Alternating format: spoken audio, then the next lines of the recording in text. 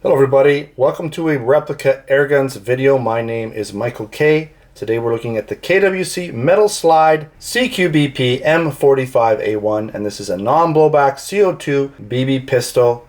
And this is the tabletop review for this gun, so there won't be any shooting information. I haven't gotten out and tried this gun out at all yet. So in terms of specifications for velocity and all that, we're just going to have to go with the manufacturer's claim feet per second for now until I do that test. So stay posted for that. And this gun should be available in the Canada Replica Airgun store shortly, if not already, in potentially Steel BB and perhaps even Airsoft. We'll just have to see about that. Or I have done an older review for a very similar product, at least one that has a lot of similar internals, and that's the Cybergun distributed and licensed Sig Sauer GSR. So I'll put a link in this video for you guys. You can check that out in terms of performance. That'll give you an idea of how this gun will perform, because they're both 4.5mm steel BB guns using similar internals. Alright, this is a replica of a 1911 A1, sort of a more tactical version. And some of the specifications are it's a non-blowback metal and ABS or polymer build. This is the metal slide version. There is a plastic slide version as well, so don't be confused by that. Obviously the plastic slide version will be lighter, not as realistic. This gun uses 12 gram CO2 cartridges, shoots 4.5mm steel BBs, has a 21 round full-size dropout all metal magazine, and comes in at 2.1 pounds or 950 grams.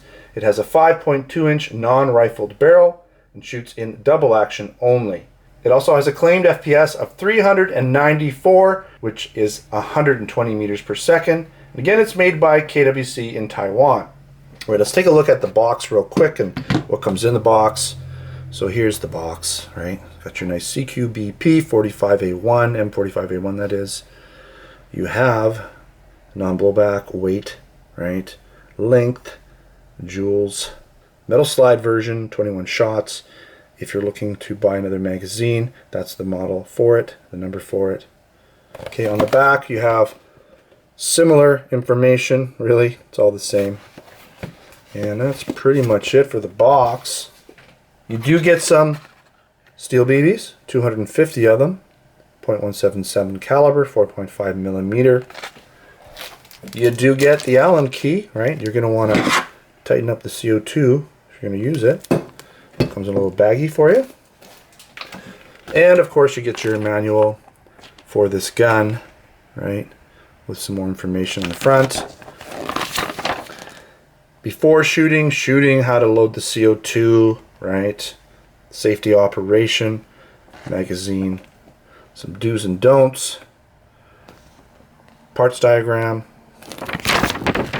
more basically information on the back, serials or a series parts list. Alright, I do want to quickly compare it to another product, and this is an airsoft gun, but it's very similar in a lot of ways. It's basically the same as the Cybergun GSR version, but this is the KWC unlicensed version because KWC makes it for Cybergun. Cybergun licenses it. They put the Sig Sauer GSR branding on the gun or licensing on the gun. This is the unlicensed version, but very similar in a lot of ways.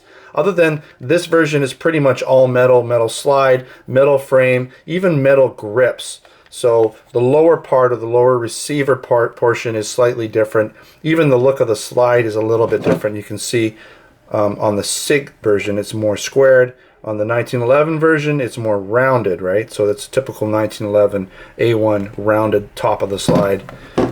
This is a more aggressive, more modern looking slide, a little heavier slide, right?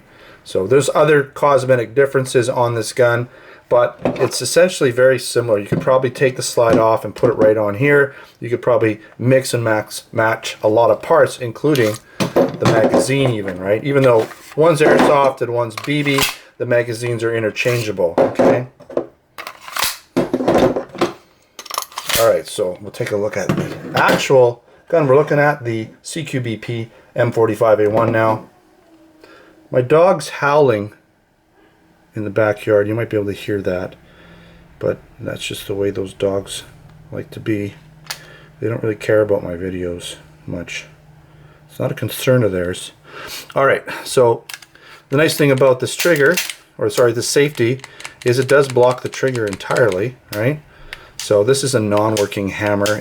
Well, I say non-working because you can't cock it back. It's there. It's basically just moving back with the internal hammer, as you can see, right? So it's just kind of for show. So there you go. You do have your magazine release right there where it would normally be. Right, nice grips. They're plastic. Again, all this lower part is plastic, including the safety, including the trigger. This feels like plastic. Even the magazine release feels like plastic. But the magazine is all metal, okay? So load it from the top through the hole there. You could probably use a speed loader if you have one. Your CO2 valve, CO2 adjustment screw for tightening it. You do have the Picatinny rail, Weaver style rail. This is a metal slide, tiny bit of wobble but not much. White dot sights, nice open ejection port. The slide doesn't move at all, but that is a metal external barrel. It is metal, gives a lot of weight to the gun, I'm sure. Right, you do have a white dot sight on the front. You do have that open barrel recessed. Right, again, all metal, made in Taiwan. Okay, a little bit of a seam going on back to front there along the trigger guard. It does have this little hole there that you wouldn't find. A normal 1911 trigger would be back further. You wouldn't have this cutout. This cutout is probably so that this the magazine release doesn't get in the way, right? Because you can see as it goes back, it would hit that. So that's what that's all about. It has to be there. It's just basically pushing back on the trigger and hammer assembly is all it's doing.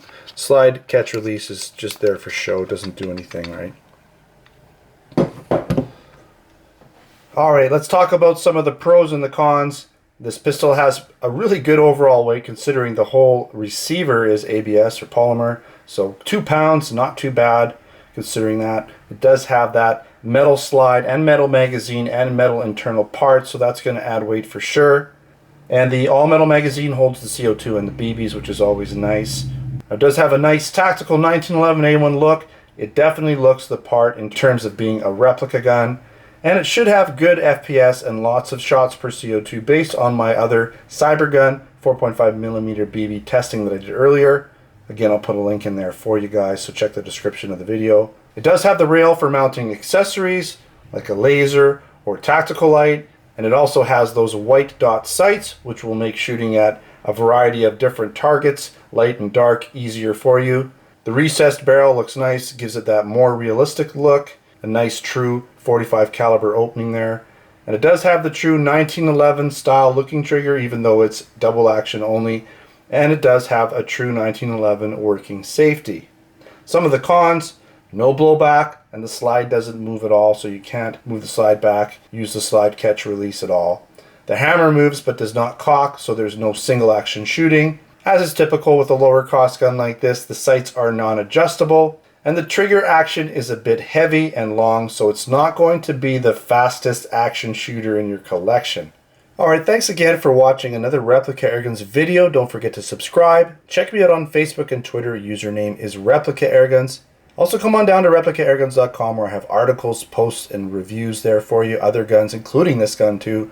So check out my written review for this pistol along with additional photos. And while you're there, check out our online Replica Airgun Canada and US stores where we sell air guns, BB guns, pellet guns, airsoft guns, blank guns, knives, and other accessories. Until next time, take care.